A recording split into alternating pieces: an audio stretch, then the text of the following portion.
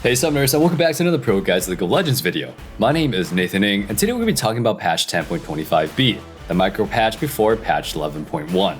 This patch is filled with some pretty big buffs and nerfs, making up for the holiday break that's coming shortly. With that being said, let's go ahead and start talking about some of these changes. Speaking of changes, Wild Rift is finally out in Europe and a bunch of other regions. If you want the edge over the competition, we're making informational content over at ProGuides.com's Wild Rift channel. Feel free to look and subscribe if you're interested.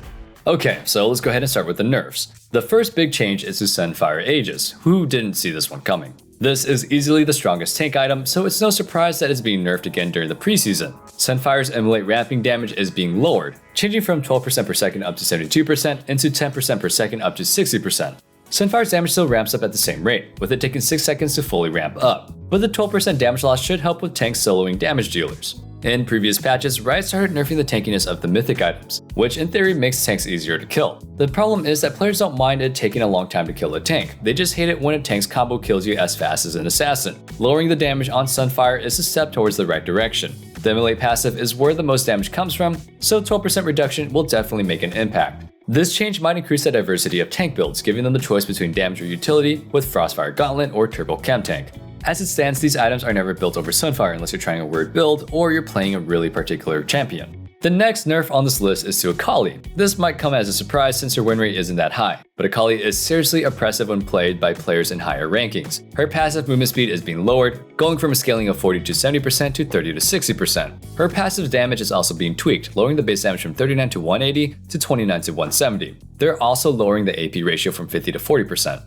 The best Akali players utilize their passive to the highest potential, taking advantage of the mobility and damage to maneuver around fights. Lowering the movement speed will make this a bit harder, especially in the early and mid game. If Akali isn't in her shroud, she'll be much easier to catch if she isn't careful. The damage change is another nerf to the better Akali players. Weaving your passive with your ability to maximize damage is essential to be a good Akali.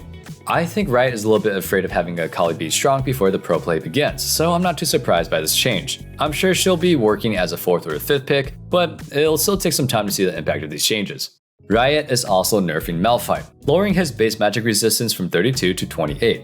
This change is probably aimed at making it a little bit scarier to blind pick Malphite, because if you're going against a Malphite before, you'd be literally stuck between a rock and a hard place. It also pushes him into this archetype of him being anti-AD rather than just being an overall tank. Believe it or not, base stat nerfs do a lot to a champion and their laning. Since most tanks deal magic damage, this will help lower Malphite's oppressiveness in the top lane. Honestly, Malphite might struggle a little bit against some other powerful tanks like Maokai and Ornn.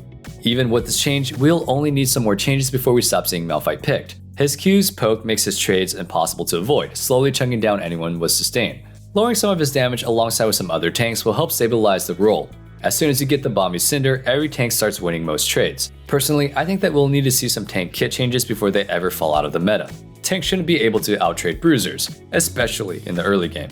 The next nerf we have is for Galio. His W cooldown is being increased, going from 16 to 12 seconds, from 18 to 16 seconds. Galio is doing extremely well in the meta, easily matching most of the mid laners and providing invaluable global pressure. The new Hextech rocket build is part of what makes him so strong, putting him close to how strong he was when he could just charge his W and flash onto the enemy.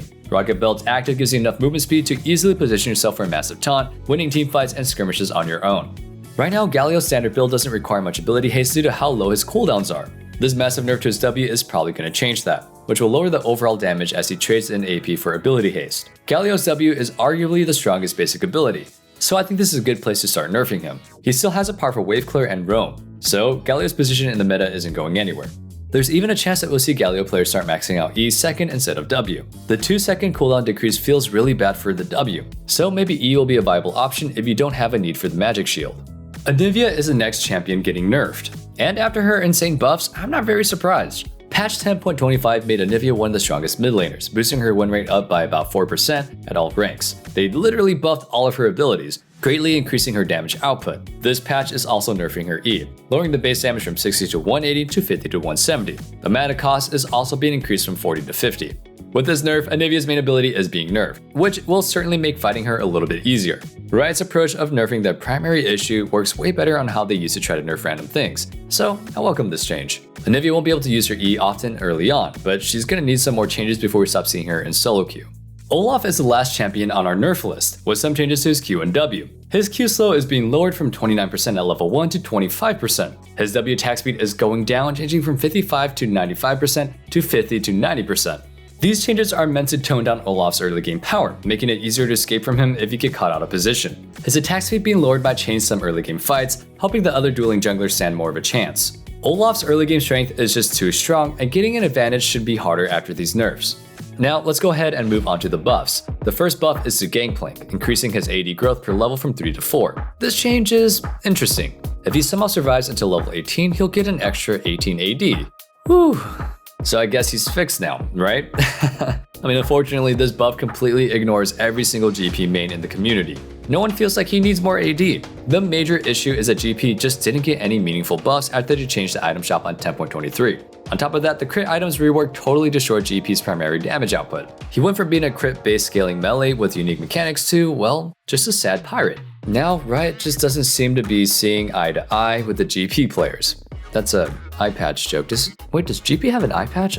Anyway, give his barrel some sort of innate crit scaling, like with Xayah's E. This way, each crit item you build will make your barrels even stronger, rewarding good Gangplanks without making him stupidly strong with his Q harass. The final official buff that we're getting is to Kayn. After dominating solo queue, Riot harshly nerfed his Q, hurting his clear and combat power. They're reverting his base armor nerf, increasing it from 35 to 38. They're also reverting his base Q damage, putting it back to 75 to 155 base damage. While this is classified as a buff, Kayn is overall nerfed during patch 10.25. His Q cooldown is still 1 second greater, punishing players who like to put some points into W. We'll need to see how this affects Kayn's ability to perform in solo queue, as his clear will be better, but the cooldown change is still massive as the game goes on, especially for Red Kayn. If the Gore Drinker nerfs go through in patch 11.1, Red Kayn is going to be in a lot of trouble. I think we'll start seeing mostly Blue Kayn when possible, since most of his burst comes from your W and ultimate. While it isn't classified as a buff, Ruinan's Hurricane is getting some seriously awesome change. Riot is effectively reverting the item to how it was before the new item shop, minus the principal crit changes. The item cost is being lowered from 3,400 to 2,500. To compensate, the item no longer grants any AD. The passive bolt damage no longer scales, staying at a flat 40% of your AD. The pickaxe is now switched out with the dagger in the build path. This is easily the biggest change coming to patch 10.25b. AD mains have been begging for item changes, and luckily we've been seeing a solid amount of buffs for the current items. Ruinan's has been in a sad place since the item rework. It's essential for some champions, but way too expensive to build right after a mythic item. No one cares about the extra stats, the only thing ADCs want are the passive bolts. These bolts make the item a must build first or second item on some champions. For example, Jinx needs Ruinan's to hit a massive power spike, making her rocket AoE damage apply to every single bolt. Varus could apply his Blight stacks on multiple enemies at once, increasing his damage output from his E and his Q. With this change, I think we'll be seeing more champions like Jinx and Aphelios slowly coming to reappear. Champions like Ashe and Twitch will get even stronger, and we might even see a 4th or 5th item Ravenous Hydra, which now works on all range attacks, including your bolts. With a few more buffs to AD itemization, we might get a balanced meta before Season 11. The final change coming in at patch 10.25b is adjustment to Rel. They're making her E no longer unbind from an ally when you cast it on yourself. This is mostly a quality of life buff, which makes a lot of sense. Riot doesn't buff or nerf new champions this quickly unless they're massively under or overperforming, or quality of life changes, or if they're feeling quite clunky. In this case of Rel, it's hard to say how Rel she's doing right now. New champions have always had a low win rate unless they're broken, so it isn't fair to gauge it on that. Since she's so team reliant, I don't think she's ever gonna have her true potential until we see her in pro play. When Braum was picked in every single game in the LCS, he never had a crazy solo queue win rate. On top of that, Rel's kit is difficult to use. All of her abilities can do different things, and it'll take a little bit of time before she starts reaching her highest potential. I think it's safer to avoid changing her, otherwise she'll be overbuffed in no time. That will be wrapping up the changes that are coming in patch 10.25b. We're really close to Season 11, so start getting ready for that grind. If you really want to up your game before placements, check out what else we got on our channel. We do everything from informational guides to powerful meta picks. Subscribe so you can stay up to date and in tune with everything League. With all that being said, stay safe, stay healthy, and have a wonderful day. Peace.